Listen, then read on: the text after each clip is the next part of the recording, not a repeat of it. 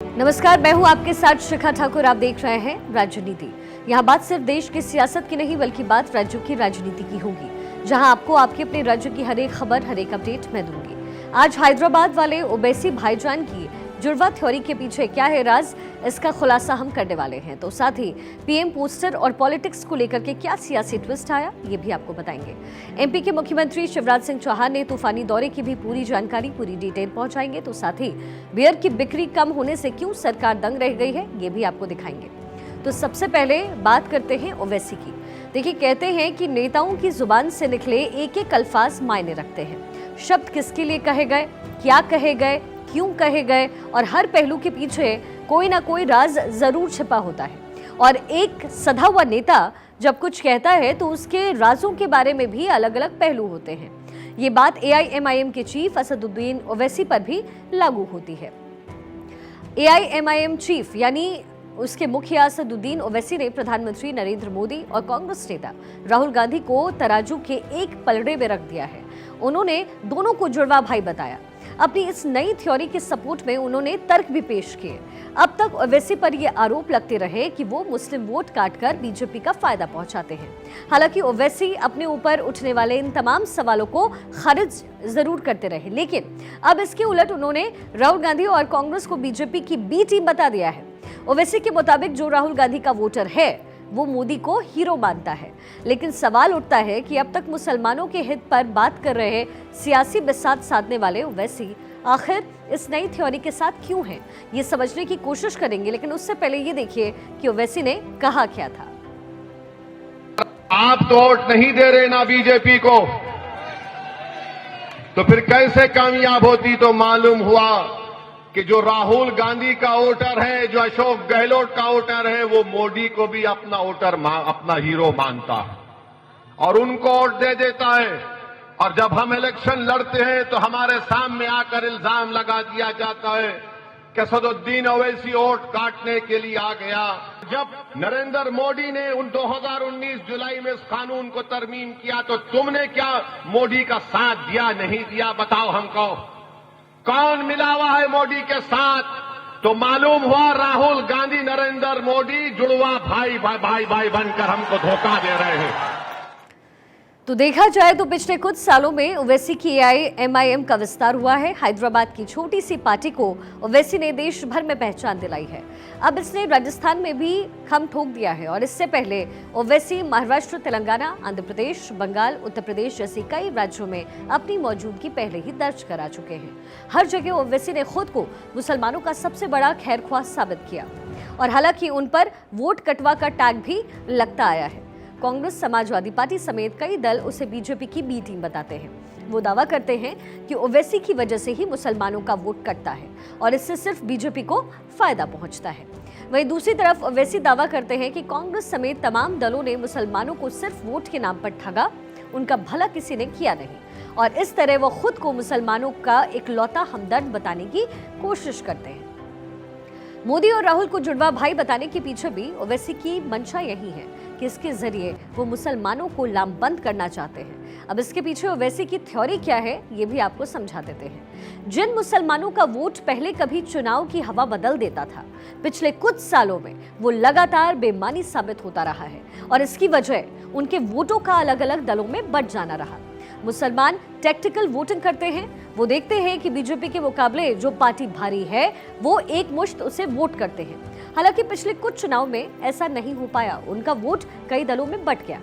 अब ओवैसी दोबारा मुसलमानों के इसी वोट बैंक को समेटकर एक जगह लाना चाहते हैं। वो मुसलमानों के हितों की बात करते हैं और यही वजह है कि कांग्रेस, बीजेपी ही नहीं, आम आदमी पार्टी और अन्य दलों को भी वो निशाने पर लेते हैं।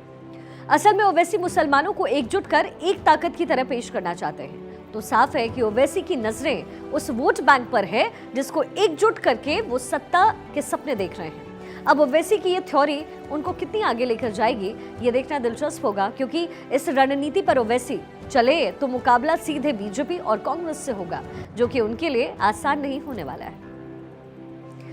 मुसलमानों को एकजुट कर ओवैसी सत्ता के सपने देख रहे हैं। ओवैसी जिस रास्ते पर चल रहे हैं वो राहें उनके लिए आसान नहीं होने वाली, उतनी ही मुश्किल राहें अखिलेश यादव के लिए भी होने वाली है, क्योंकि माना जा रहा है कि अब अखिलेश पीएम बनने का सपना संजो रहे हैं। लखनऊ में समाजवादी पार्टी के दफ्तर के बाहर लगे इन पोस्टर के जरिए अखिलेश को भविष्य का प्रधानमंत्री बताया गया।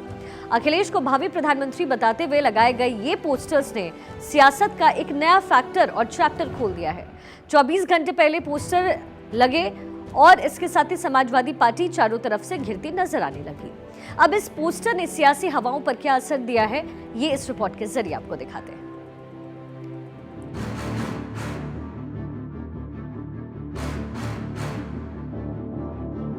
सभी राजनीतिक पार्टी के कार्यकर्ता अपने अपने पार्टी के नेता को प्रधानमंत्री के रूप में देखना चाहते हैं।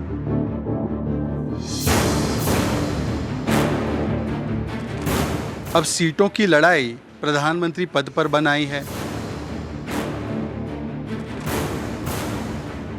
प्राइम मिनिस्टर इसके सामने बहुत छोटी बात हो जाती है जब देश बचाने की बात हो।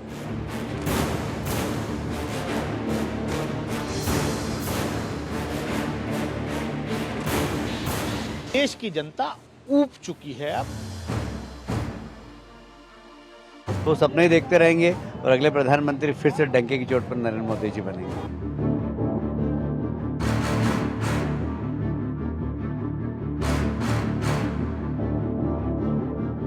लखनऊ में समाजवादी पार्टी के दफ्तर के बाहर लगा ये पोस्टर कुछ कहता है। तस्वीर अखिलेश की है, शब्दों में भावी प्रधानमंत्री बताया गया है।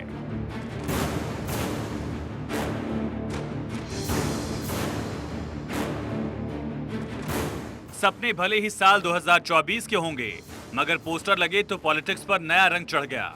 मुस्कुराइए कि आप देख रहे हैं the great Indian poster politics. चुनाव से पहले चौराहों पर लगे एक एक पोस्टर का अपने आप में बड़ा मोल होता है। अभी तो बस कांग्रेस से अखिलेश की खटपट की इब्तिदा हुई और लो, समाजवादी पार्टी के सुरमाओं ने अखिलेश को भावी प्रधानमंत्री तक घोषित कर दिया। आगे आगे देखिए इंतहा क्या होगी। बेशक जो भारत का जो भविष्य है, माननीय अखिलेश जी में भारत की जनता, उत्तर प्रदेश की जनता अपना भविष्य देखती है और एक दिन उन्हें इस सफर में आगे बढ़ना है। आप माने या न माने, लेकिन समाजवादी पार्टी अखिलेश यादव के अंदर ही अपना पीएम देखती है। समाजवादी पार्टी की साइकिल पर सवार अमीश जमई ने तो ये भविष्यवाणी तक कर दी कि आने वाला वक्त अखिलेश का होगा। हाँ, ये बात और है, अखिलेश के कुछ साथी इस बात से जरूर कन्नी काटते हैं। अब पोस्टर कौन क्या क्या चिपकाता रहता है, कहाँ कहाँ, उससे कौन क्या है, सब लोग की इच्छा होती है सबका पार्टी का। This is not the issue, ये कोई इशू नहीं है। लो भाई, सपने अभी परवान चढ़े ही थे कि अखिलेश के एक साथी तेजस्वी ने तो उम्मीद तोड़ दी। पीएम पद के इन ख्वाबों पर बीजेपी ने भी समाजवादी पार्टी को घेरने में कोई कसर नहीं छोड़ी। कैलाश विजयवर्गीय कहते हैं कि पहले जीत तो जाएं, सपने बाद में देखें। पहले खुद जीत जाएं, उनकी पार्टी जीत जाए, उसके बाद सपना देखें प्रधानमंत्री का। वैसे भी जो गठबंधन बना है, घमंडिया गठबंधन, उसमें हर व्यक्ति प्रधानमंत्री है और प्रधानमंत्री की सपना देख रहा है। तो वो सपने ही देखते रहेंगे और अगले प्रधानमंत्री फिर से डंके की चोट पर नरेंद्र मोदी जी बनेंगे। 24 का महासमर निकट है। कांग्रेस और समाजवादी पार्टी के बीच खटपट है। गठबंधन पर नजर आ रहा संकट है। सब कुछ एक तरफ, अलबत्ता पीएम पद के लिए परवान जरूर चढ़े हैं। भले ही 24 घंटे के अंदर पोस्टर उतर गए, लेकिन पॉलिटिक्स पर नया रंग जरूर चढ़ाते गए। Bureau report, Bharat 24।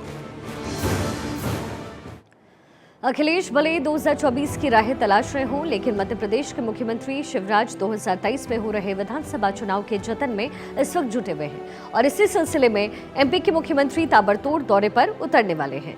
यूं तो एमपी के चुनाव में बड़े बड़े दिग्गज मैदान को साधने के लिए उतर रहे हैं और इसी बीच एमपी के मुख्यमंत्री शिवराज सिंह चौहान भी तूफानी दौरा करने वाले हैं और आने वाले 17 दिन बहुत अहम होंगे, क्योंकि इन 17 दिनों में सीएम शिवराज सिंह चौहान एमपी के बीजेपी के धुआंधार प्रचार पर उतरेंगे।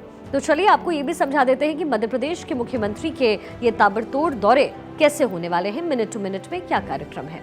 सीएम शिवराज 17 दिन तक धुआंधार प्रचार करेंगे। इन 17 दिन में 150 विधानसभाओं में सीएम शिवराज की मौजूदगी होगी। इस दौरान 102 जनसभाओं को मुख्यमंत्री संबोधित करेंगे। इसी बीच मुख्यमंत्री शिवराज रोड शो भी करेंगे और साथ ही साथ बीजेपी उम्मीदवार के लिए जनता से जीत का आशीर्वाद लेंगे। यानी एक तरह से देखा जाए तो सीएम शिवराज चुनाव से पहले पूरी तरीके से एक्शन मोड में हैं। और इसी बीच मुख्यमंत्री शिवराज सिंह चौहान ने मध्य प्रदेश के ओरछा का दौरा किया, जहां उन्होंने क्या कुछ कहा है, सबसे पहले वो सुनवा देते हैं। माँ बहन और बेटी को आगे रखो, उनका भी सम्मान करो। दिग्विजय सिंह जी, कमलनाथ जी, ये भारत की संस्कृति है और इसलिए हम कन्या पूजन करते हैं। तुम कन्या पूजन का मजाक उड़ाते हो, तुम कन्या पूजन को नाटक नौटंकी करते हो। कन्या पूजन को नाटक नौटंकी कहना सनातन परंपरा का अपमान है। दिग्विजय सिंह जी, सनातन परंपरा का अपमान है। कांग्रेस के नेता बड़े परेशान है, पेट में बड़ा दर्द होता है। बोलिए शिवराज, चुनाव आयोग में भी शिकायत कर रहे हैं और शिकायत क्या कर रहे हैं कि ये शिवराज पैसे डाल रहा है, चुनाव आयोग रोके, चुनाव आयोग रोके। काय को रोके चुनाव आयोग? मैं आज डाल रहा हूँ, पहले से डाल रहा हूँ और बाद में भी डालूंगा। जलने वाले जला करे। ये कांग्रेस ही चल रहा है बहनों, इनके प्राण निकल रहे हैं। कैसे दे दिए 1,32,00,000 बहनों को, और जो रह गई है चिंता मत करना। चलिए कुछ और अहम खबरों का जिक्र कर लेते हैं। पिछले वित्त वर्ष में 45% बढ़ा फ्लिपकार्ट का घाटा। बिजनेस इंटेलिजेंस प्लेटफॉर्म टॉफलर के आंकड़ों के मुताबिक फ्लिपकार्ट का घाटा बढ़ा है। वित्त वर्ष 2023 में फ्लिपकार्ट का घाटा 2022 की तुलना में 45% बढ़ गया है। फ्लिपकार्ट की संचयी आय पिछले वित्त वर्ष 2022-23 में 9% बढ़कर के 56,013 करोड़ रुपए रही, लेकिन वॉलमार्ट के स्वामित्व वाली ई कॉमर्स कंपनी का नुकसान बढ़कर के तकरीबन 4,890.6 करोड़ रुपए रहा। वित्त वर्ष 2022 में कंपनी को 3,371.2 करोड़ रुपए का घाटा हुआ था।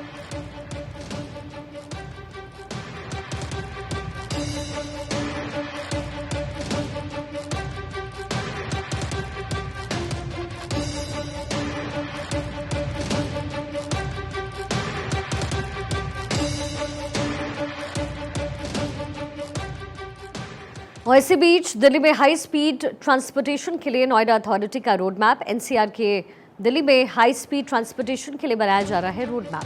नोएडा अथॉरिटी अगले 50 साल के लिए बना रही है रोड मैप। जेवर airport, Noida, greater Noida metro line पर भी नजर। सीएमपी प्लान के आधार पर तैयार हो रहा है रोड मैप।